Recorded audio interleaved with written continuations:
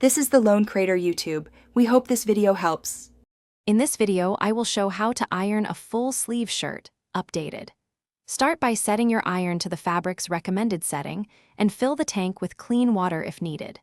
Lay the shirt flat and smooth with your hands to remove major creases before applying the iron. Work from collar to cuffs in plan sections to keep fabric taut and prevent new wrinkles forming as you progress. Begin with the collar and shoulders to set the shirt structure early. Iron the underside first, then flip and press the top, moving from the center toward the points. Position the shoulder on the narrow end of the board to access curves and avoid flattening the seam.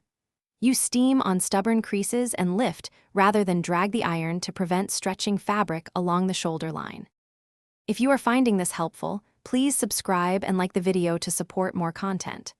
Quick recommendation.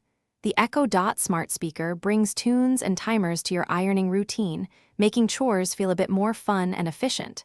It's compact, sounds great, and helps you set reminders so shirts finish on schedule. Check the description for the link and other deals, and now let's get back to the video. Work on one sleeve at a time to maintain consistent results across both arms.